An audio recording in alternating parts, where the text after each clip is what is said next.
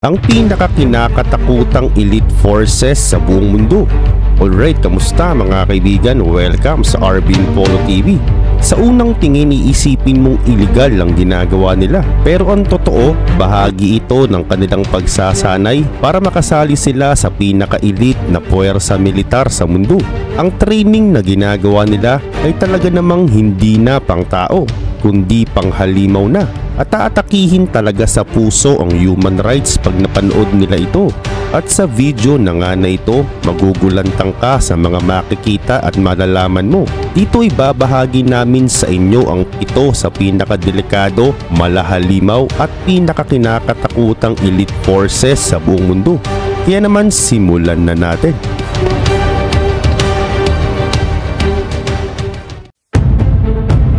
Number 7. JW GROM, Poland. Ang Polish Special Military Unit ay isa sa pinakamabigat o di basta-bastang special unit sa mundo. Minsan na silang pinatawag ng US para gampanan ng pasikreto ang isang napakahirap na misyon. Sanay ang JW GROM sa lihim na operasyon.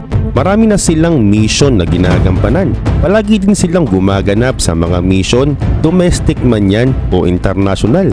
At di nakapagtataka na kung ngayon mo lang sila nadinig dahil uulitin ko, tumatrabaho sila ng palihim. Sa kabilang banda, bago sila nagiging kasapi dito, dumadaan muna sila sa napakatitinding pagsasanay. Gaya ng malupitang pagtakas, mabilisang pananakop at biyasa rin sila sa pagligtas ng mga hostage. At ang pinakamahirap sa training nila ay ang combat diving training. Oo, sa training na ito kailangan pigilan ng sundalo ang kanyang hininga sa loob ng 2 minutes sa nagyayelong tubig. Para sa iba, isa itong matuturing na torture. Pero para sa mga elite na sundalo ay normal lang ito. At bukod pa, bawal din silang mag-inom ng alak at bawal din silang makipag-away ng off-duty. At sa kabila ng kanilang napakatinding training, ay consider sila bilang isa sa pinakadelikadong sundalo, meron mang armas o wala. Ganun pa man, meron lang 1,500 na miyembro ang JW GROM at pinangangalagaan sila ng gobyerno. Sa kumpas lang ng mga kamay ng leader nila, agad silang kikilos para sundin ang mga pinag-uutos ng leader. Kumpleto rin sila sa mga kagamitan. Meron silang night vision goggles, iba't ibang granada, mga flashbangs, mga nakakamatay na armas at marami pang iba. At ang pinaka-main nilang armas ay pasadyang baril na tinatawag na FBMSBS, Modular Assault Rifle. Ang armas na ito ay all-in-one rifle. Marami itong pwedeng gawin at pwede rin itong i-customize depende sa mission na gagawin. Pwedeng baguhin ito ang haba ng barrel caliber at iba-ibahin ang accessories. Ang bawat isa rin sa mga miyembro ay merong Glock 17 at Glock 19 pistols at meron din silang MP5 submachine gun. May reserba rin silang Remington 870 shotgun at Barrett M82 sniper rifle. Hindi birong grupo ang JW GROM. Batak sila sa ensayo at napakatitindi ng mga pinapasok nilang operasyon. Number 6. Alpha Group, Russia. Ang puwersa ng Russia ay unpredictable dahil di pa nga nila pinapakita lahat sa media ang kanilang armas, lalo na nung nilusob nila ang Ukraine. Pero di pa rin natin pa pwedeng ibasta-basta underestimate ang Russia dahil nasa kanila ang mga malulupit na sundalo. Ang kanilang motto ay where alpha appears, compromise stops. Oo, tama ka. Ang pinakalayunin ng elite special units nila ay mag-eliminate. Kaya naman ang madalas na taktikang ginagamit nila ay shooting everyone. Sabay-sabay nilang pinapamalas ang bagsik ng kanilang bansa. Babagsakan kanila ng napakadaming bomba at wala silang pakialam kung merong sibilyan na madamay. At ito ang patunay. Noong 2002, merong teroristang nakapasok sa Moscow, Russia. At ang ginanapan ito ng Alpha Group di lang mga teroristang na-eliminate, kundi kasama pa ang halos 100 sibilyan. Di nila specialty ang iligtas ka. Sa halip, mas bihasa silang umutas ng mga taong tingin nila'y mapanganib sa mga tao. At di rin basta-basta makakapasok ang sinumang tao sa grupo na ito. Pero bakit? Dapat ma-meet ng mga newbie o mga candidates ang physical at psychological at intellectual standards. Kailangan ding ipakita ng mga newbie ng harapan ng kanilang skill pagdating sa marksmanship, hand-to-hand combat at decision making under pressure. Dapat din wala silang kriminal criminal record at dapat willing din silang galugarin ng buo nilang pagkatao including mga kamag-anakan. At sa once na nakapasok ka na dito, sasailalim ka naman sa napakatinding pagsasanay kung saan nakapaloob dito ang napakaraming pagsasanay gaya ng marksmanship, reconnaissance, mano-manong physical na pakikipaglaban at aaralin ko din dito kung paano magpasabog at iba pa. Dinisenyo talaga ang training na ito para sa physical at mental na pagsasanay.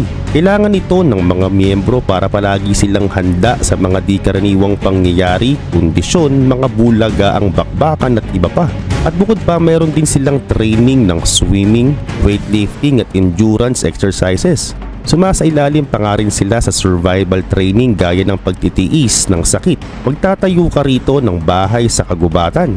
Gagapang ka sa masusukal na daan at ang pinakamatindi pa, miski surgery o pag-oopera sa iyong sarili ay pag-aaralan mo din. At heto pa ang matindi, malulupit din ang mga armas ng Alpha. Ang madalas nilang pang-eliminate ay AK-47, samahan pa ng PKM machine gun at Dragon of Sniper rifle. Number 5. Sayeret Matkal, Israel. Kung magiging laro lang ang digmaan, malamang pipiliin mo ang Sayeret Matkal ng Israel. Napapalibutan ng Israel ng napakaraming kaaway at madalas ginagawa din silang breeding ground ng mga terorista. Pero bakit hindi pa rin sila masakop-sakop? Ang sagot dahil nga sa may Sayeret Matkal, isang special military forces na tinatagpa noong 1949. At sa tagal ng panahon ng grupong ito ay talaga namang sinubok na ng panahon. Sila nga lagi ang gumaganap sa mga high-profile operation ng Israel Defense Forces o IDF. Silang nag-raid sa Entebbe Airport noong 1976 sa may Uganda para i-rescue ang mga Israelitang na hostage. At sila nga rin ang nasa likod ng 1988 assassination ni Abu Jida. At sila din ang sumira ng Syrian nuclear reactor noong 2006. Grabe no? Di sila basta-bastang grupo. Sila'y sumasailalim din sa napakahirap na pagsasanay. Gaya ng physical fitness, marksmanship, navigation, survival skills at mahusay din sila sa urban warfare, counterterrorism at hostage rescue. Tinitrain din silang magsalita ng ibang wika dahil madalas ang kanilang operasyon ay sa mga hindi pamilyar na mga bansa. Ang pinakamahirap nilang pagsasanay ay itago ang daladala nilang impormasyon at madalas yan ang kanilang pinaka-final test bago sila tanggapin sa unit. At bukod pa, para makapasok ka rin dito, dadaan ka pa sa kidnapping. Oo, ikidnapin ka ng isang grupo at dito nakakaranas ka ng torture ng psychological. Ginagawa nila ito para hindi ka na tumuloy pa. Kaya naman kadalasan maraming hindi nakakapasa rito. At kung sino man ang nakapasa sa lahat ng pagsasanay ay sila na ang tataguri ang pinakamatindi, malupit at nakakamatay na miyembro. Hilig rin nila ang stealth tactics o nakaw na sandali. Kaya naman tatamaan ka na ng kanilang bala, di mo pa sila nakikita. At madalas ginagamit nilang armas ay table assault rifle at Uzi submachine gun. Kalimitan din gumagamit sila ng M4 carbine at M16 rifle. Nakadepende rin ang kanilang gagamitin na armas sa mission na kanilang pupuntahan. Number 4. Navy SEAL Team 6 USA. Kung isa ka sa mga nagtataka kung bakit ang US ay walang universal health system ay tignan mo na lang ang mga sundalo nila. Ang US kasi ay merong pinakamalakas na military forces sa buong mundo. At dito naninirahan ng isa sa pinakanakakamatay na military units, ito ang Navy SEAL Team 6. Mas bantog sila sa tawag na US Naval Special Warfare Development Group. Ang pinaka-main nilang trabaho ay counter-terrorism at unconventional warfare operation. At para maging kasapi ka dito, dapat masigitan mo pa ang pagiging isang ordinaryong sundalo. Oo, ang pagsasanay mo dito ay tila parang si Superman lang ang kayang gumawa. Magsisimula ka dito sa physical training, kasama rito ang intense building exercises, sabayan pa ng makapigil hiningang cardio. At bukod pa, ang mga papasok din dito ay hahagis sa pool na nakatali ang mga kamay sa likod. At kailangan mo itong malagpasan gamit lang ang mga ngipin mo. At pag natapos mo na yan, hindi ka pa nakapagpapahinga, ay muli ka na namang itatali at ilulubog ulit sa tubig. At kung sa tingin mong brutal na yan ay wala pa yan dahil sa week 4 ay mas matindi. Tinatawag nila itong Hell Week. Oo, ito ang 5 araw at gabing non-stop training na meron lamang 4 na oras na tulog kada araw. Grabe no? At sa kabila pa niyan, magbubuhatin din kayo ng bangka nyo at pagagapangin din kayo sa putikan. At bubuhatin din ninyo ang 300 pounds na bakal. At ito pa ang matindi, ang surf torture. Dito pag nahulog ka, hahampasin ka ng malakas na alon. Ginagawa nila ito para masanay ka sa sakit na dulot na naglalakihang mga alon. At di na bago na matapos ang week 4, halos 80% sa mga sumubok ang sumusuko na. At yung mga naiwan ay muling dadanas ng torture, gaya ng survival. Ilalagay kayo rito sa ice cold water. At bago magtapos ang training, dadalhin kayo sa Alaska, kung saan uli kayong ilulubog ng 8 minutes sa nagyayelong tubig. At syempre pag napasa mo lahat yan, ay ikaw na. Wala nang pwedeng humarang-harang pa sa'yo. Sa kabilang banda, ang ginagamit nilang armas ay M4A1 carbines, HK416S at Sig Saucer P226 pistols. Matindi ang grupong ito dahil sila lang naman ang nag-raid sa may compound noon ni Osama Bin Laden. At sila nga rin na nag-rescue kay Captain Phillips nang i-hostage siya ng Somali pirates noong 2009. Number 3, Fragman Corps, Denmark. Ang Danish Special Military Forces na ito ay meron lang 150 highly trained personnel at talaga namang napaka-unpredictable nila. Bihasa sila sa maritime operation kasama ng reconnaissance, sabotage at counter-terrorism. At para maging effective sila'y sumasa ilalim sa iisang matinding physical at mental training. Sa una, ang mga mag-a-apply dito ay 6 months makakaranas ng kakaibang pagsasanay na ultimo human rights ay aatakihin dito sa puso. Magmamarcha at maglalakad ka rito ng napakalayo. At bukod pa, mag-aaral din kayo dito ng swimming.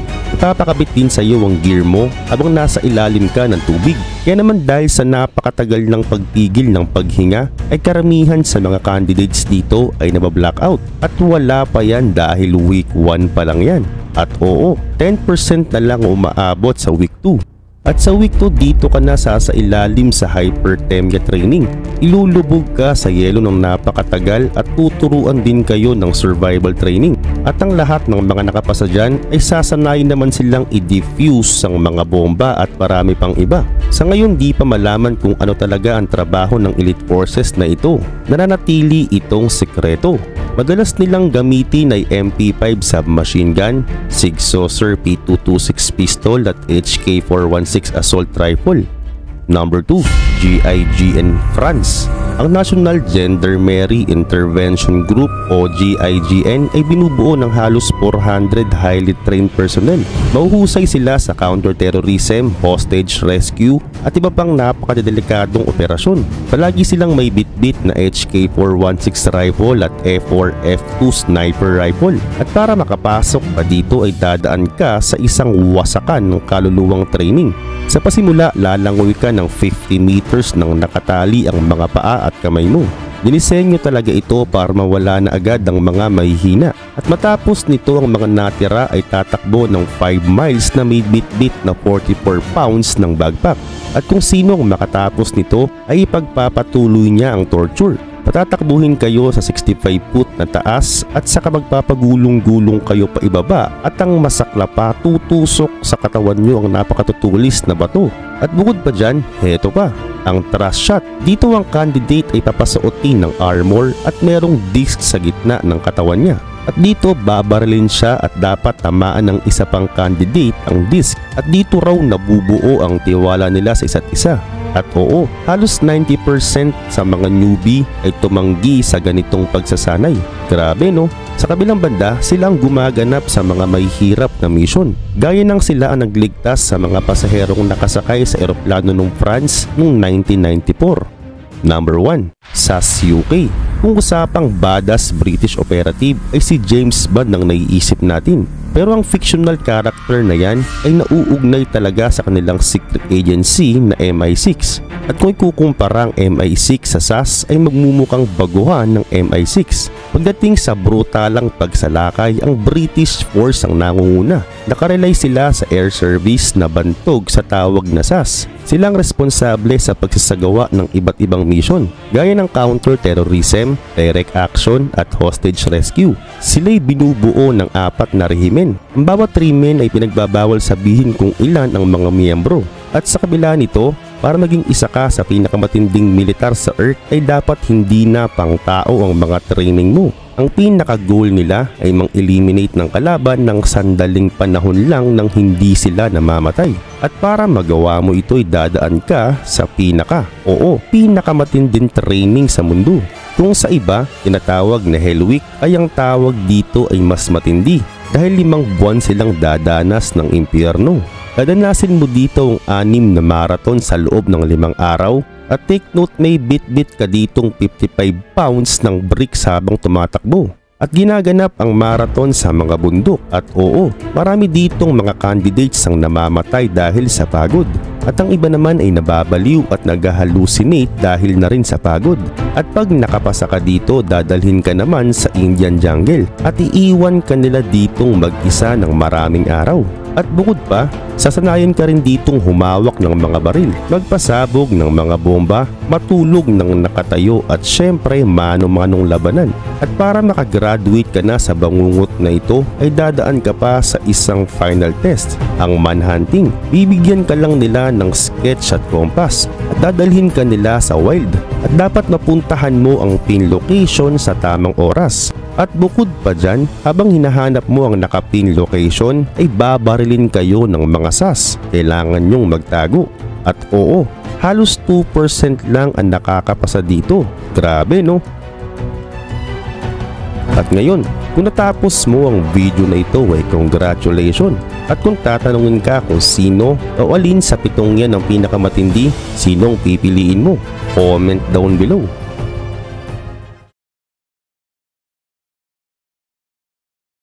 Siya ang pinakawalang kinakatakutang sundalo sa kasaysayan.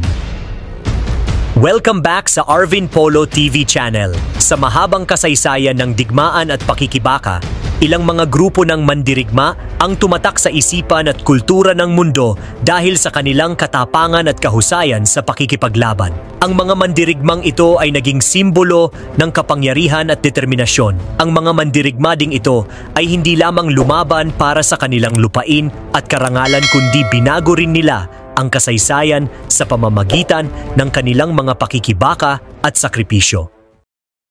Number 1. Spartan Warriors. Ang mga Spartan Warriors o mas kilala bilang mga Spartans ay isa sa mga pinakakinatatakutang mandirigma noong unang panahon sa Greece. Ang Sparta ay isang estado sa lungsod ng Peloponnesus na naging tanyag dahil militarism ang uri ng lipunan na umiral dito at dahil na rin sa dedikasyon ng mga mamamayan nito sa pakikipagdigmaan. Samantala, simula pa lamang sa murang edad na 7 taong gulang, ang mga batang lalaki sa Sparta ay sumailalim na sa agoge.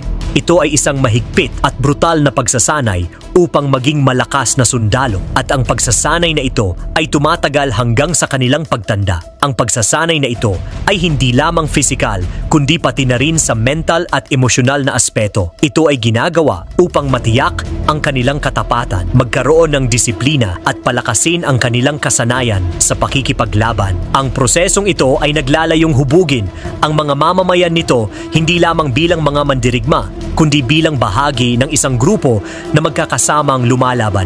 Gayunpaman, ang mga kalalakihan ay inaasahang mananatili sa mga barracks at makilahok sa military drills hanggang sa edad na 60 kahit na ang mga ito ay may sari-sarili ng pamilya. Subalit ang mga kababaihan ng Sparta ay sinanay din sa mga physical exercises at disiplina upang makasiguro na sila ay magkakaroon ng mga malulusog na anak na magiging mandirigma pagdating ng araw.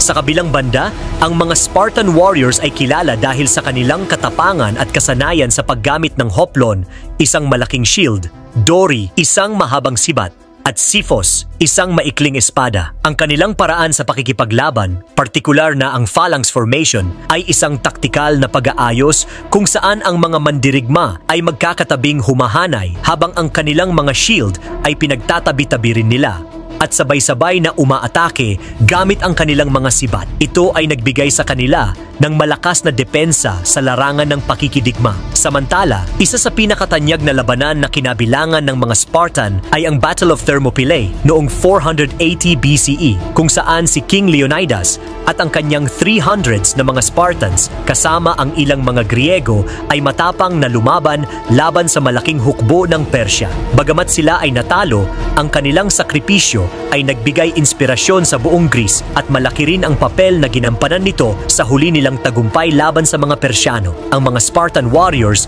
ay hindi lamang simpleng mandirigma, kundi sila ay simbolo rin ng katapangan, disiplina at mga mandirigma na handang magsakripisyo para sa kabutihan ng kanilang estado. Number 2. Mongol Warriors. Ang hukbo ng Mongol Warriors ay pinamunuan ni Genghis Khan at ng kanyang mga naging kahalili sa panahon ng 13th hanggang 14th century. Ang sakop ng kanilang mga military campaigns ay mula sa silangang Asya hanggang sa gitnang Europa, na kung saan ang mga gawaing ito ang siyang naging dahilan ng pagkakatatag ng isang imperyo na sumakop sa ilang bahagi ng modernong Mongolia, China, Russia at gitnang Asya. Samantala, sa kanilang murang edad bilang mga nomadic herders ay natutunan agad nila ang pagsakay sa kabayo at paghawak ng mga armas tulad ng bow at arrow. Gayon din, ang kanilang kakayahang sumakay at magpalipat-lipat sa kabayo sa malayong distansya ay isang dahilan kung bakit sila itinuturing na mahuhusay na mandirigma. Ngunit ang kasanayang ito ay mas pinahusay pa ng kanilang paggamit ng composite bow, isang mas maliit ngunit napaka-epektibong sandata na maaaring gamitin habang nasa kabayo. Maliban pa dito ay madalas din nilang ginagamit ang taktikang hit and run upang lokohin ang kanilang mga kalaban. Gayunpaman, sa ilalim ng pamumuno ni Genghis Khan, ang Mongol warriors ay hindi lamang nakatuon sa pananakop kundi pati na rin sa pagtatatag ng isang maayos na sistema ng pamahalaan sa kanilang imperyo. Itinatag niya ang mga batas na kilala bilang yasa na nagtatakda ng mga alituntunin tungkol sa pagkakaroon ng disiplina, pagiging tapat at pakikipagkapwa-tao sa loob ng kanyang hukbo. Gayon din, ang mga patakarang ito ang siya ding nagbigay daan sa mas epektibong koordinasyon at kontrol sa kanyang mga sundalo. Dahil na rin sa lawak ng kanilang kapangyarihan, ay ninais nilang pahinain ang mga lungsod na kanilang sinasalakay. Madalas, ang mga lungsod na sumusuko ng walang laban ay binibigyan nila ng proteksyon, samantalang ang mga lumalaban naman ay kanilang sinasalakay ng walang awa. Bagaman ang imperyo ng mga Mongol ay kalaunan ay naghati-hati sa iba't ibang kanates, ngunit ang kanilang impluensya sa militar at pamamahala ay patuloy na kinikilala sa buong mundo. Gayunpaman, ang kanilang mga strategies sa pakikidigma ay patuloy na pinag-aaralan at hinahangaan hanggang sa kasalukuyan. Maliban pa dito, ay itinuturing din sila bilang isa sa mga pinakamakapangyarihang mga mandirigma sa kasaysayan ng mundo. Number 3. Viking Warriors. Ang mga Viking Warriors o kilala rin bilang Norsemen ay nagmula sa Scandinavia kasama ang Norway, Sweden at Denmark. Sila ay kilala bilang mga mandirigma at mga manlalakbay dagat. Noong mga year 793 hanggang 1066, ang mga Viking ay sumali sa iba't ibang pagsalakay, kalakalan at paghahanap sa malawak na bahagi ng Europe, pati na rin sa ibang bahagi ng Asia at North Atlantic. Ang mga Viking ay mahusay sa paggawa ng mga longship na may kakayahang maglayag sa malalalim na karagatan at makadaong sa mababaw na ilog. Ang disenyo ng kanilang mga barko ay nagbigay sa kanila ng kakayahan na makapaglayag ng mabilis. Ang mga longship ay karaniwang nagtataglay ng mga kalasag sa gilid at ang mga mandirigma na sakay nito ay may mga dalang espada at sibat. Samantala, ang mga Viking warriors ay kilala sa kanilang madugong paraan sa pakikipaglaban, hindi lamang dahil sa kanilang kakayahang magamit ang mga tradisyonal na armas, kundi pati na rin dahil sa kanilang psychological warfare. Bukod sa kanilang mga martial exploits, ang mga Viking ay may mahalagang papel na ginampanan sa paghubog ng medieval Europe. sa pamamagitan ng kanilang mga pagsalakay at pagtatatag ng mga settlement na impluwensyahan nila ang political landscape ng Europe. Halimbawa, ang Normandy sa France ay binigyan ng pangalan para sa mga Norsemen na nanirahan at naging makapangyarihan doon. Sa kabila ng kanilang pagkakakilanlan bilang mga mandirigma at mananakop, ang mga Viking ay may mayaman ding kultura, sining at relihiyon. Ang sistema ng kanilang paniniwala na umiikot naman sa mga Diyos tulad ni Odin, Thor at Freyja ay nagbigay inspirasyon sa marami sa kanilang mga ginagawang pakikipaglaban at pang-araw-araw na buhay. Ang mga Viking ay hindi lamang lumikha ng takot at pagkasira sa kanilang mga ginawang pagsalakay, bagkus ay nag-iwan din sila ng mga mahahalagang kontribusyon sa kultura at genetics sa mga rehiyong kanilang sinalakay at kinalakihan. Number 4. Ang samurai. Ang mga samurai ay isang hukbo ng mga mandirigma noon sa Japan na kilala sa kanilang katapatan, pagiging disiplinado at mahusay sa pakikipaglaban. Nagsimula sila noong Heian period at nagpatuloy hanggang sa katapusan ng Edo period noong 1868. Samantala, ang buhay ng isang samurai ay nakasentro sa konsepto ng Bushido o ang daan ng mandirigma. Ang Bushido ay isang alituntunin na nagsisilbing gabay sa mga samurai, kabilang dito ang katapatan sa kanilang Panginoon, personal na karangalan at ang katatagan ng loob. Isa rin sa mga pangunahing elemento ng Bushido ay ang seppuku. Ito ay isang ritual na pagpapakamatay na kung saan ay isinasagawa ito upang mapanatili ang karangalan sa harap ng kahihiyan o kabiguan. Sa larangan ng militar, ang mga samurai ay bihasa sa iba't ibang paraan ng pakikipaglaban. Sila ay sanay sa paggamit ng katana. Ito ay isang matalim na espada na siya ding sumisimbolo sa kanilang estado at kaluluwa.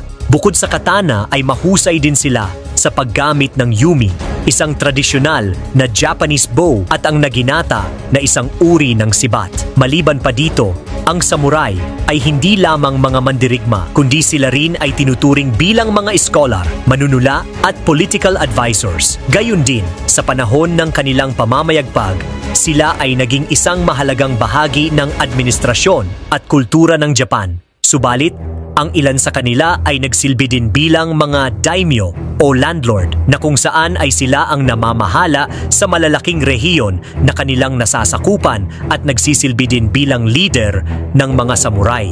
Samantala, sa pagtatapos naman ng Edo period, ang grupo ng mga samurai ay unti-unti nang nawala ng papel sa lipunan. Dahil dito, ang mga reformang Meiji ay nagtatag ng modernisasyon at centralization sa gobyerno na kung saan ay ito ang nagresulta sa pagkabuwag sa pamumuno ng mga samurai.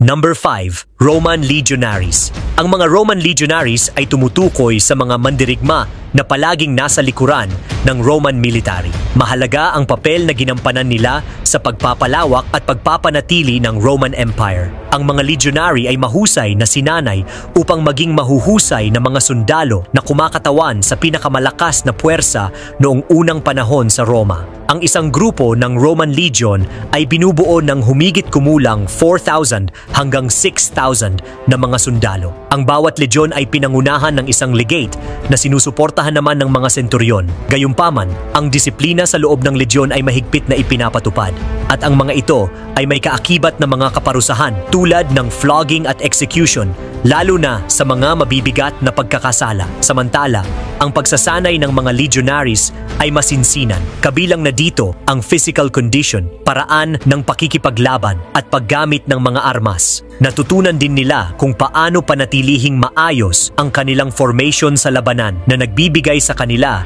ng matibay na depensa. Ang typical na armament ng isang legionary ay kinabibilangan ng gladius, isang maikling espada, pilum, isang uri ng sibat, at scutum, isang malaking rectangular shield. Nakasuot din sila ng helmet at metal o leather body armor para sa kanilang proteksyon. Sa larangan naman ng digmaan, ang mga Roman legions ay kilala sa kanilang paggamit ng iba't ibang formasyon tulad ng testudo, kung saan magkakasamang itinataas ng mga sundalo ang kanilang mga shields sa harap at ibabaw upang maprotektahan ang grupo mula sa mga pana na ibinabato sa kanila ng kalaban. Bukod sa pagiging mandirigma, sila din ay kadalasang ginagamit sa pagtatayo ng kampo, kalsada, bridge at iba pang infrastruktura na nagpapalakas sa komunikasyon sa buong imperyo. Ang kanilang engineering process ay isa sa mga dahilan kung bakit ang Roman military machine ay napakahusay. Number 6. Ang mga Knight Templar. Ang hukbo ng Knight Templar ay kilala din bilang Poor Fellow Soldiers of Christ and of the Temple of Solomon. Sila ay isang relihiyosong hukbo ng mga mandirigma na itinatag noong 1119 sa Jerusalem.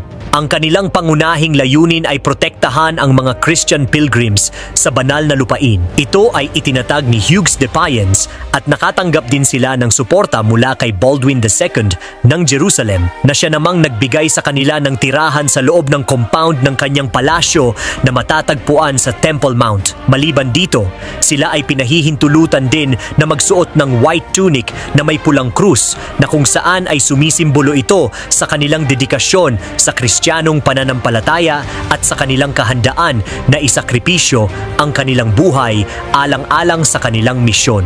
Bukod dito ay nagtaguyod at nagpatakbo din sila ng maraming mga negosyo katulad ng pagtatanim ng iba't ibang uri ng halaman at pagpapautang.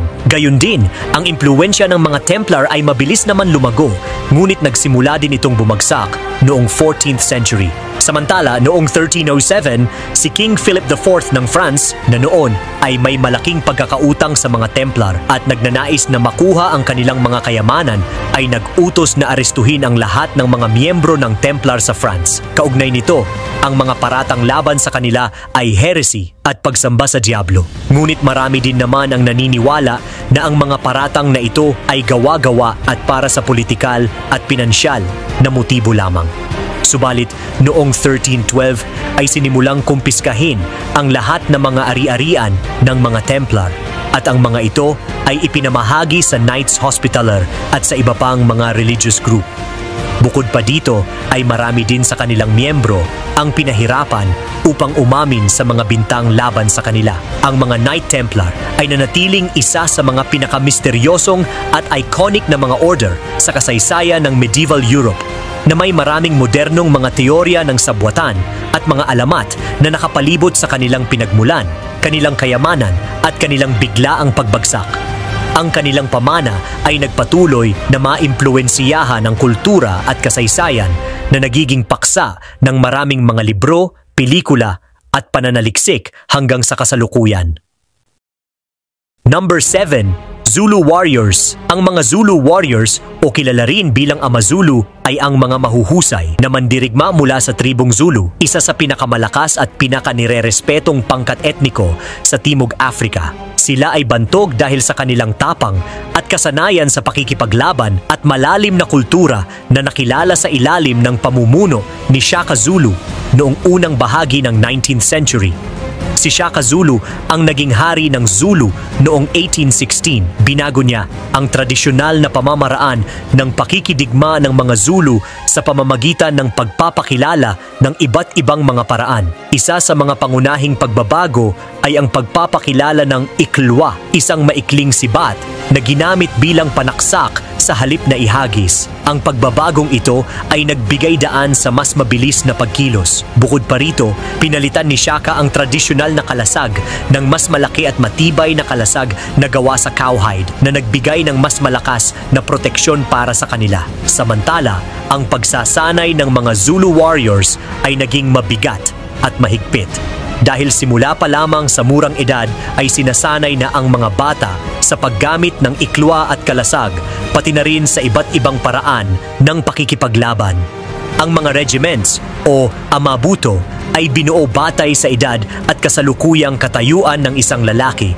Bawat isa ay may kanya-kanyang uniform at insignia. Isa sa mga pinakakilalang laban na kung saan kasali ang mga Zulu warriors ay ang Battle of Isandlwana noong 1879 kung saan nakamit ng Zulu ang isang napakalaking tagumpay laban sa British Empire.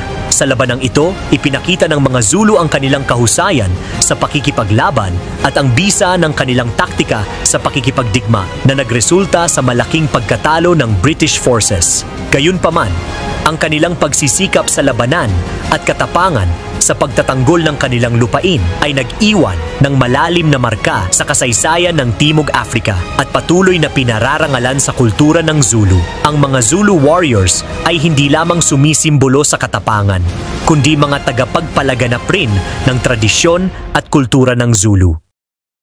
Number 8. Ottoman Janissaries. Ang mga Ottoman Janissaries ay ang elite infantry units ng Ottoman Empire. Itinatag ito ni Sultan Murad Permez noong 14th century. Gayun din, ang hukbo na ito ay binubuo ng mga batang Kristiyano na mula sa Balkans at sa iba pang teritoryo na sakop ng Ottoman na kung saan ang mga batang ito ay kinuha sa pamamagitan ng devshirme system. Ito ay isang uri ng sapilitang pagkuha kung saan ang mga batang lalaki ay kinukuha mula sa kanilang pamilya, inililipat sa relihiyong Islam at sinanay para maging mga sundalo. Ang kanilang pagsasanay ay hindi lamang tungkol sa pakikipaglaban dahil kasama sa kanilang gawain ang pag-aaral ng relihiyon at mga wika, at ito ay upang ihanda sila na maging susunod na mga administrador at tagapaglingkod sa kanilang nasasakupan.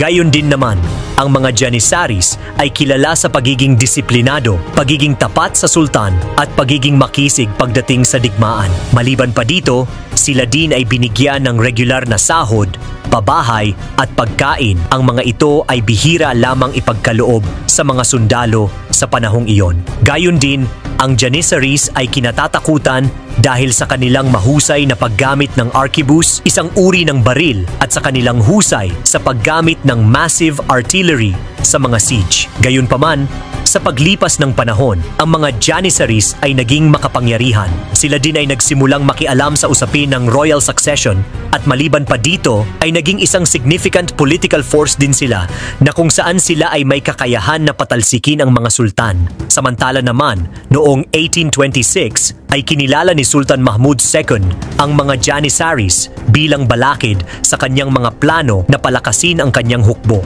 Ngunit, sa isang kilalang pangyayari na tinawag na The Auspicious Event ay pinalayas niya ang Janissaries sa pamamagitan ng paggamit ng puwersa, pagpatay sa libu-libong mga sundalo, at dahil dito ay tuluyan na din niyang binuwag ang core. Gayunpaman, ang kanilang legasiya ay patuloy pa ring magiging bahagi ng kasaysayan ng mundo.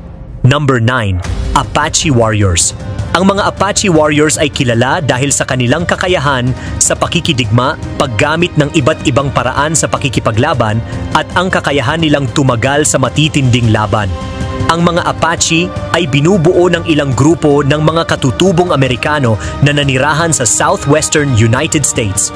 Kabilang na dito ang New Mexico, Arizona, Texas at Northern Mexico. Ang mga Apache ay isang grupo ng mga ethnic tribe na may magkatulad na wika at kultura. Ang bawat grupo ay may sariling pinagmulan at pinuno, ngunit nagkakaisa sila sa kanilang kasanayan sa pakikidigma at sa kakayahan nilang makapag-adapt sa matitinding kondisyon sa disyerto. Ang Apache Warriors ay naiiba dahil sa kakaibang paraan nila sa paggamit ng terrain at mabilis na pag-atake na nagpapahirap sa kanilang mga kalaban na hulihin sila. Sila din ay mahusay sa horseback riding at tracking na nakatulong sa kanila sa tuwing dumadaan sila sa disyerto at kabundukan ng Southwest. Isa sa pinakatanyag na leader ng Apache ay si Geronimo, na kilala sa kanyang katapangan at determinasyon sa pakikipaglaban para sa kalayaan ng kanyang mga tao. Si Geronimo, kasama ang iba pang mga leader ng Apache tulad ni Cochise at Mangas Coloradas, ay nanguna sa maraming kampanya laban sa mga sundalo na sumubok na sakupin ang kanilang lupain. Sa kabila nito, ang mga Apache Warriors ay gumamit ng iba't ibang mga armas, kabilang na dito ang sibat, mga pana at mga war clubs. Sa kalaunan, natutunan din nilang gumamit ng mga baril sa pakikipaglaban. Sa kabila ng kanilang kahusayan sa pakikipaglaban, ang mga Apache ay napilitang sumuko dahil sa patuloy na pamumuwersa ng mga militar mula sa Estados Unidos at ang pag-ubos ng kanilang mga likas na yaman. Sa kasalukuyang panahon ay patuloy pa ring pinararangalan ng mga Apache ang kanilang mga mandirigma. Gayun din, ang mga kwento ng kanilang katapangan at kasanayan sa pakikidigma ay bahagi pa rin ng kanilang napakayamang kultura. Ang mga Apache Warriors ay simbolo ng pagiging matatag at matapang, at pati na rin ng pagtitiis at dedikasyon sa kanilang mga tradisyon at komunidad. Number 10. Ang mga ninja. Ang mga ninja ay mga espiya at mandirigma ng Japan na naging tanyag dahil sa kanilang kasanayan sa espionage, sabotage, infiltration at assassination. Pinaniniwala ang nagsimula ang mga ninja bilang mga magsasaka o lower class individuals na kung saan ay hindi sila bahagi ng samurai caste. Ngunit sa panahon ng Sengoku Jidai ay tumaas ang pangangailangan para sa mga ninja dahil na rin sa madalas na tunggalian at sa pangangailangan nila sa mga sundalong magagaling gumamit ng espionage. Gayon din naman, ang mga ninja ay kilala din sa kanilang kakayahang mag-adapt sa anumang kapaligiran at ito ang pangunahing dahilan kung bakit mahusay sila sa stealth at camouflaging.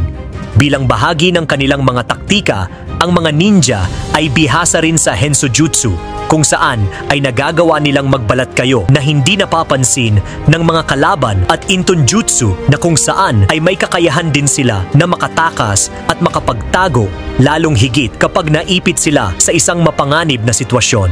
Gayon din naman ay isa sa pinakamahalagang aspeto ng ninjutsu ay ang taijutsu kung saan ay isa itong anyo ng hand-to-hand combat na umangkop sa kanilang pangangailangan para sa pagkakaroon ng flexibility at agility. Ang mga ninja ay ginamit hindi lamang ng mga daimyo at para sa military espionage, kundi pati na rin para sa personal na proteksyon laban sa iba pang mga banta.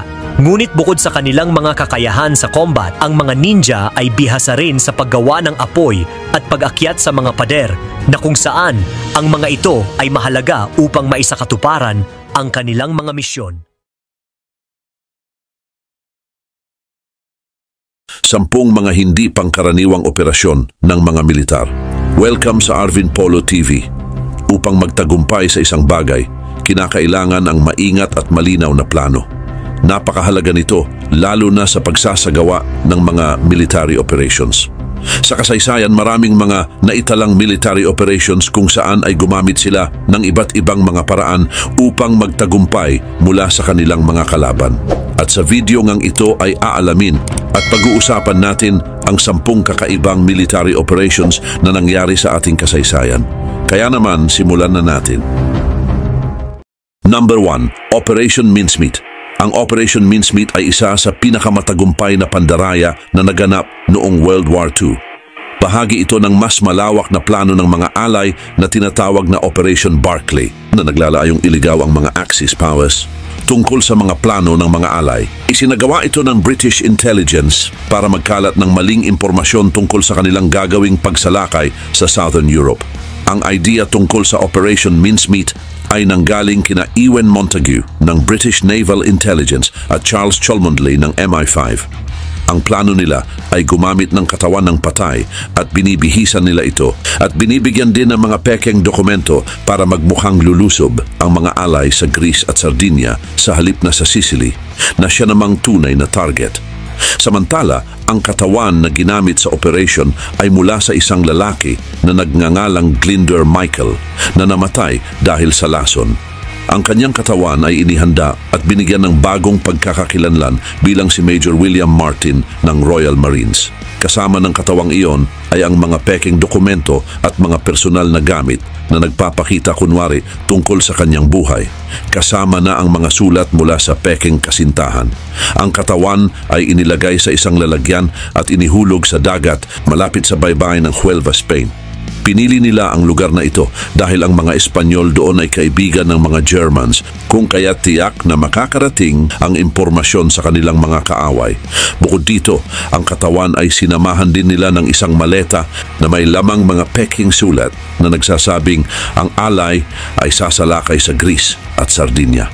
Nagtagumpay nga sila sa kanilang plano dahil nakita ng mga Espanyol ang katawan at ang maleta at mabilis na ipinaalam ang impormasyon sa mga Germans. Agad namang sinuri ng German intelligence ang mga dokumento at naniwalang totoo ito.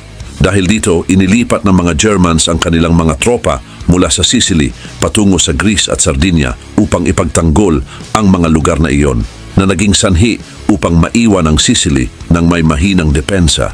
Nagtagumpay ang Operation Mincemeat sa panlilinlang sa mga Germans na nagresulta upang maging mas madali at matagumpay ang pagsalakay ng mga alay sa Sicily noong July 1943 sa ilalim ng Operation Husky. Number 2, Operation Nifty Package. Noong December 1989 ay isinagawa ng United States ang Operation Nifty Package bilang bahagi ng mas malaking Operation Just Cause. Layunin ng operasyong ito na hulihin ang dictator ng Panama na si General Manuel Noriega na nagtago sa Apostolic Nunciature, ang embassy ng Vatican sa Panama City, matapos tumakas mula sa kanyang mga taga-suporta. Si Manuel Noriega ay dating kakampi ng United States pero nagkaroon ng problema dahil sa pagkakasangkot niya sa droga, corruption at paglabag sa human rights. Lumala ang tension sa pagitan ng Panama at United States matapos palakasin ni Noriega ang kanyang kapangyarihan at binaliwala rin niya ang mga pakiusap ng United States na itigil ang kanyang iligal na gawain. Kaugnay nito, noong December 20, 1989 ay inilunsad ng United States ang Operation Just Cause para patalsikin si Noriega sa kapangyarihan. Maraming sundalo ang ipinadala sa Panama para sa operasyon. At habang tumatagal ang labanan ay tumakas si Noriega at nagtago sa iba't ibang lugar hanggang sa makapagtago siya sa Apostolic Nunciature noong December 24, 1989. Subalit, naging malaking hamon para sa mga sundalo ng United States ang paghuli kay Noriega sa loob ng embassy ng Vatican dahil sagrado ang lugar na iyon at hindi basta-basta pwedeng pasukin. Gayun din, isa sa mga paraan na kanilang ginamit ay ang psychological warfare. Naglagay ng malalaking speaker ang mga sundalo ng United States sa paligid ng embassy at nagpatugtog ng malalakas na musika tulad ng rock and roll at heavy metal ng walang tigil. Layunin nito na makaabala at ubusin ang pasensya ni Noriega na inaasahang susuko dahil hindi na siya makatulog. Bukod sa musika, pinalibutan din ng mga sundalo ang embassy para hindi makalabas o makatanggap ng tulong si Noriega. Ang combination ng psychological pressure at pagpapalibot sa embassy ay nagdulot ng labis na pagod at stress kay Noriega. At noon ngang January 3, 1990, matapos ang halos 2 linggong pagharang at walang tigil na pagpapatugtog ng musika, ay sumuko na rin sa wakas si Noriega sa mga sundalo ng United States. Agad siyang dinala sa Miami, Florida, kung saan siya nilitis at nahatulan ng iba't ibang kaso ng drug trafficking, racketeering at money laundering. Number 3, Operation Paul Bunyan. Ang Operation Paul Bunyan ay isang military operation ng United States noong August 21, 1976. Ito ay ginawa bilang tugon sa tinatawag na Axe Murder Incident noong August 18, 1976 sa Joint Security Area o JSA ng Korean Demilitarized Zone o DMZ.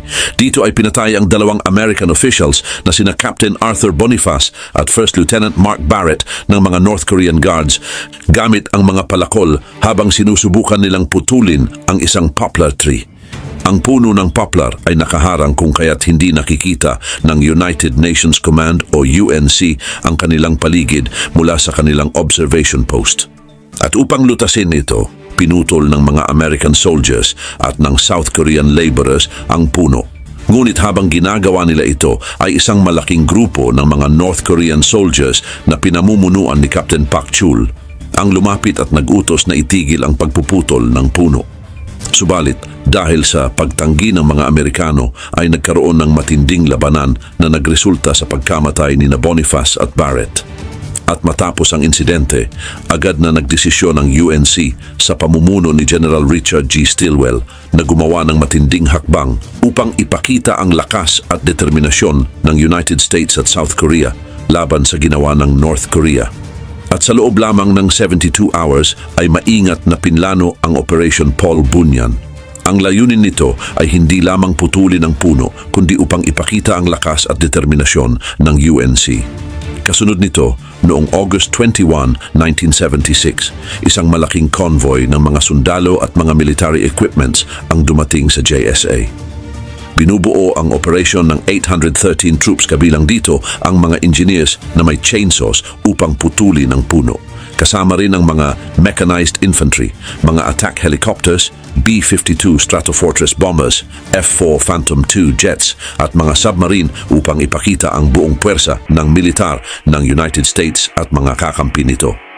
Ang mga sundalo na nagpuputol ng puno ay protektado ng malaking grupo ng heavily armed security forces na binubuo ng mga US at South Korean infantry na handang protektahan ang kanilang mga kasamahan kung sakaling umatake muli ang mga North Korean forces. Gayun din, natapos ang buong operasyon sa loob lamang ng 42 minutes at matagumpay nilang naputol ang puno. Number 4. Operation Plumbob.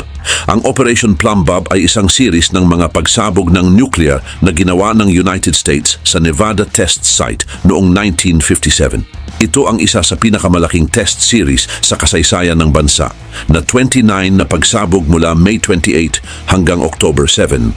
Layunin ng mga pagsubok na ito na pag-aralan ang iba't ibang epekto ng mga pagsabog ng nuclear mula sa mga materials hanggang sa kalusugan ng tao at maging sa kapaligiran. Ang kilalang bahagi ng Operation Plumbob ay ang mga pagsabog sa ibabaw ng lupa. Ang mga bombang pinasabog dito ay nagkalat ng radioactive materials na tinatawag na fallout. Ang fallout na ito ay nagdulot ng panganib sa kalusugan ng mga tao, lalo na sa mga nakatira malapit sa lugar kung saan nangyari ang pagsabog. Samantala, iba't iba ang mga pagsabog sa Operation Plumbob. Kabilang dito ang Pascal A at Pascal B. Ito ang unang nangyaring pagsabog sa ilalim ng lupa. At Smokey naman na ginawa para pag-aralan ang epekto ng pagsabog sa mga buildings. Bukod dito, ang Rainier ay ang unang pagsabog sa ilalim ng lupa na hindi nagdulot ng pagkalat ng fallout at nagbigay din ito ng mahalagang impormasyon tungkol sa epekto ng pagsabog sa ilalim ng lupa. Bukod sa technical aspect, sinuri rin ng Operation Plumbob ang epekto ng pagsabog sa kalusugan ng tao. Libu-libong sundalo ang ipinadala malapit sa lugar ng pagsabog para makita kung ano ang magiging epekto ng radiation sa kanila. Ang mga sundalong ito ay tinawag na atomic veterans. Marami sa kanila ang nagkasakit ng malubha pagkatapos ng mga pagsabog, kung kaya't gumawa ng mga pag-aaral at mga batas para protektahan ang mga veterans ng mga nuclear tests. Dagdag pa rito, isa pang mahalagang bahagi ng Operation Plumbob ay ang pag-aaral tungkol sa epekto ng mga pagsabog sa mga eroplano. Sa ilalim ng proyektong Operation Plumbob Feather ay iba't ibang eroplano ang inilagay malapit sa mga pagsabog para makita kung magiging matibay pa rin ang mga ito pagkatapos ng pagsabog. Number 5. Operation Cottage. Ang Operation Cottage ay bahagi ng kampanya ng mga allies sa Aleutian Islands noong World War II. Nagsimula ito noong August 15, 1943 matapos magsanib puwersa ang mga American at Canadian soldiers upang mabawi ang Kiska Island mula sa mga Japanese.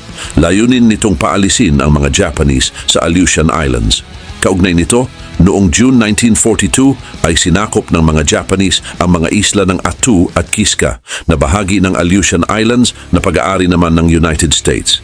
Nagkaroon ng strategic base ang mga Japanese sa North Pacific na maaaring gamitin sa pagsalakay sa Alaska at sa North America. At matapos makuha ng mga allies ang isla ng Attu noong May 1943, sa pamamagitan ng Operation Land Crab ay napunta naman ang kanilang atensyon sa Kiska. Gayon din ang mga Japanese soldiers sa Kiska ay nakatanggap ng utos mula sa Tokyo na umalis bago pa man dumating ang mga allies. Dahil dito ay umalis nga ang mga Japanese noong July 28, 1943 gamit ang mga submarine at barko upang ilikas ang kanilang mga troops.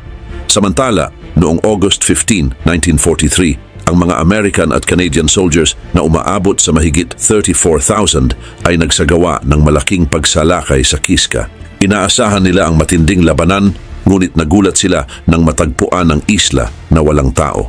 Matagal na palang nakaalis ang mga Japanese na nag-iwan lamang ng ilang kagamitan at mga traps. Ngunit dahil sa mababang visibility at mahirap na daanan sa isla, ay nagkaroon ng mga insidente ng friendly fire at mga aksidente na naging sanhi ng pagkamatay ng mga sundalo. Ang matinding hamog at masamang kondisyon ng panahon sa Kiska ay nagdagdag din ng hirap para sa kanila. Sa kabuuan, nagkaroon ng humigit kumulang 313 casualties mula sa mga American at Canadian soldiers at karamihan sa mga ito ay dahil sa friendly fire at aksidente. Sa kabilang banda, ang Operation Cottage ay nagbigay ng mahahalagang aral sa mga allies, lalo na sa kahalagahan ng pagkakaroon ng tamang impormasyon at pagplano sa tuwing magsasagawa ng mga operations. Number 6. Operation Acoustic Kitty. Noong 1960 sa panahon ng Cold War, ang CIA ng United States ay nagpasimula ng isang kakaibang project na tinawag na Operation Acoustic Kitty. Ang layunin nito ay gamitin ang mga pusa bilang mga espiya upang makinig sa mga lihim na pag-uusap ng mga Soviet. Bahagi din ito ng pagsisikap ng United States na makahanap ng mga bagong paraan upang makapag-espiya sa kanilang mga kalaban.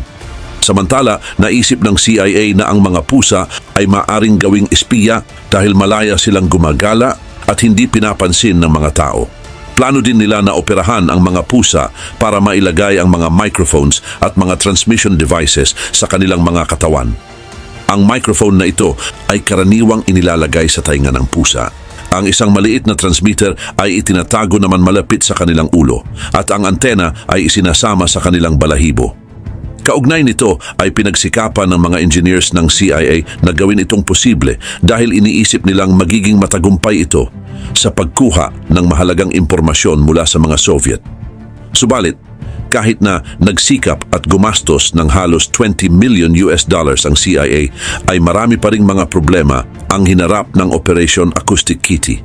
Ang pangunahing problema nila ay ang ugali ng mga pusa na mahirap kontrolin. Dagdag pa dito, ang mga pusa ay hindi sumusunod sa mga direksyon at madalas din na naliligaw. Ang isang halimbawa nito ay ang isang pusa na pinakawalan para subukang maging espiya, ngunit agad naman itong nasagasaan ng taxi sa Washington DC bago pa man ito makapagsimula sa kanyang misyon. Dahil na rin sa mga technical at practical na limitasyon ay itinigil nila ang Operation Acoustic Kitty. Ang mga detalye tungkol dito ay lumabas lamang noong 2001 nang ang ilang bahagi ng proyekto ay hindi nalihim sa publiko. Sa ngayon, ang Operation Acoustic Kitty ay naging bahagi na rin ng kasaysayan at bilang isang halimbawa ng mga hindi pangkaraniwang paraan ng pag-eespiya na hindi nagtagumpay. Sa kabila nito ay nagsilbing aral ang Operation Acoustic Kitty sa CIA at sa iba pang ahensya ng gobyerno tungkol sa mga limitations ng technology at ang kahalagahan ng pagiging practical sa mga operasyon na may kaugnayan sa pag-iispiya. Number 7. Operation Entebbe. Noong June 27, 1976 ay isang eroplano ng Air France na may flight number na 139 ang lumipad mula Tel Aviv patungong Paris na may stopover sa Athens. Habang nasa himpapawid ay kinuha ng 4 na hijacker ang kontrol sa eroplano. Ang mga hijacker ay members ng Popular Front for the Liberation of Palestine at German Revolutionary Cells. Pinilit nila ang mga piloto na lumipad patungong Entebbe, Uganda. Layunin ng mga hijacker na palayain ang 40 Palestinian at pro-Palestinian militants na nakakulong sa Israel at sa iba pang bansa. Pagdating sa Entebbe Airport ay dinala ng mga hijacker ang 248 na pasahero at crew sa isang terminal building. Pinoprotektahan sila ng dictator na si Idi Amin. Hiniling nila na palayain ang kanilang mga kasamahan kapalit ng mga bihag. Hinati ang mga hostages batay sa kanilang nationality at habang nagaganap ang pag-uusap ay nagsimulang magplano ang Israel ng isang rescue mission. Pinamunuan ni na Prime Minister Yitzhak Rabin at Defense Minister Shimon Peres ang pagpili sa dalawang options: magbayad ng ransom o magsagawa ng military operation. Ngunit mas pinili nila ang huling option at iyon ay ang tinatawag na Operation Thunderbolt. Nakalaunan ay tinawag na Operation Entebbe. Kaugnay nito, noong July 3, 1976, isang elite unit ng IDF na Sayeret Matkal ang pinamunuan ni Lieutenant Colonel Yonatan Yoni Netanyahu na kuya ni Benjamin Netanyahu, ang kasalukuyang Prime Minister ng Israel. Ang rescue team ay binubuo ng 100 commanders na lumipad mula Israel patungong Entebbe gamit ang mga Hercules C-130 transport planes. Dumating sila ng gabi upang hindi mahalata. Samantala, sa paglapag sa Entebbe, ginamit ng mga commanders ang isang itim na Mercedes-Benz katulad ng sasakyan ni Idi Amin upang malito ang mga bantay ng airport.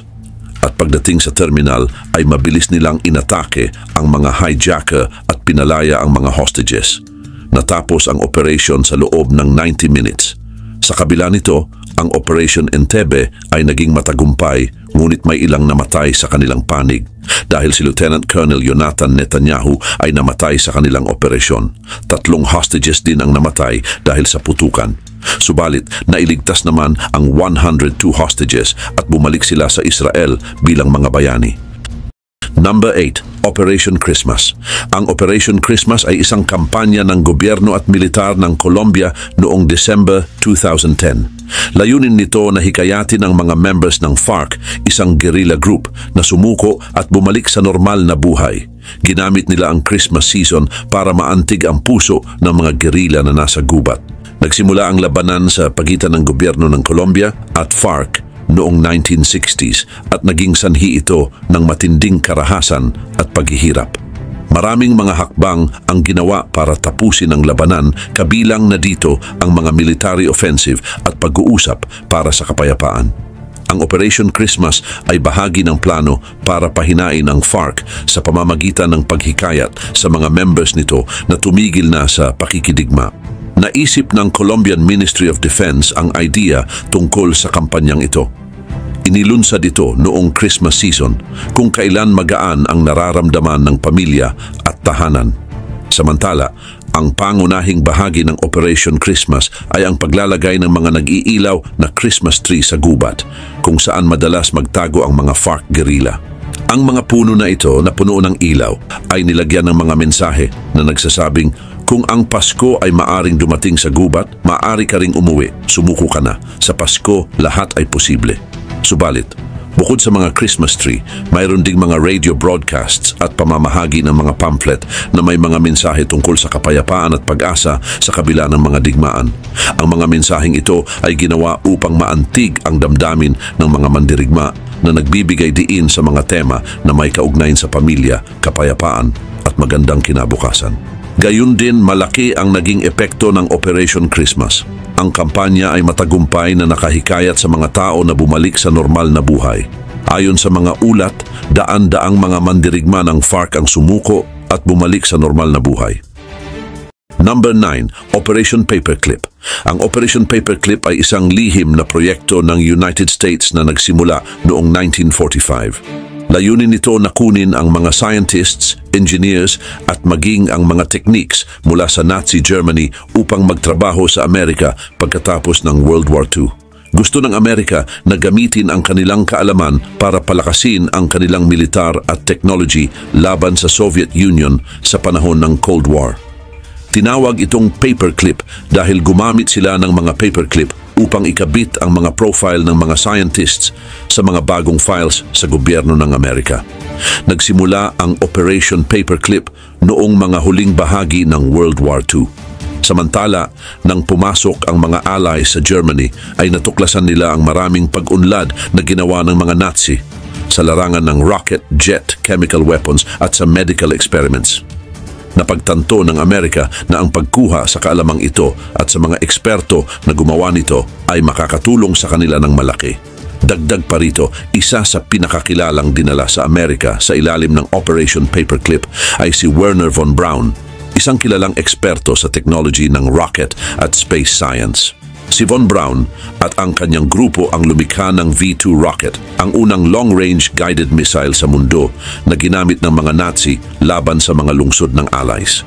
Bukod dito, sa Amerika naman, si von Braun at ang kanyang grupo ay nagkaroon ng malaking ambag sa pag-unlad ng mga rocket at sa Apollo program na nakatulong sa paglanding ng tao sa buwan noong 1969. Sa kabilang banda, ang Operation Paperclip ay naging kontrobersyal dahil sa iba't ibang pinagmulan ng maraming mga scientists na kasama rito. Marami sa kanila ay dating mga members ng Nazi Party at nasangkot sa mga krimen at paglabag sa karapatang pantao. Gayun din, opisyal namang nagsimula ang programa noong August 1945 nang pahintulutan ni President Harry S. Truman ang paglilipat ng mga German scientists sa Amerika. Malaki ang naging ambag ng Operation Paperclip sa larangan ng science at technology ng Amerika. Bukod sa kanilang mga naging ambag sa technology ng rocket at space exploration, nagkaroon din ng malalaking pag-unlad sa ibang larangan tulad ng aerospace, electronics at mga bagong materials. Number 10. Operation Cherry Blossoms at Night. Ang Operation Cherry Blossoms at Night ay isang lihim na plano ng mga Japanese noong World War II. Layunin nitong gamitin ang biological warfare laban sa United States. Ang operasyong ito ay bahagi ng mas malaking plano ng Unit 731, isang lihim na grupo ng Japanese Imperial Army na kilala sa kanilang mga ginawang experimentations sa biological at chemical warfare. Ang Unit 731 na pinamumunuan ni General Shiro Ishii ay nakabase sa Manchuria, isang rehiyon sa northeast ng China.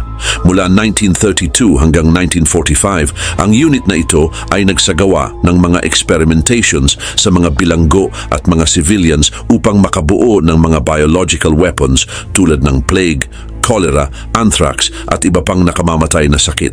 Layunin nilang gamitin ang mga sakit na ito bilang sandata laban sa kanilang mga kaaway. Samantala, ang pangunahing target ng Operation Cherry Blossoms at Night ay ang California, partikular ang San Diego. Plano nilang magpadala ng mga submarines papunta sa baybayin ng United States. Mula rito ay magpapalipad sila ng mga eroplano na magtatapon ng mga infected fleas upang magkalat ng bubonic plague.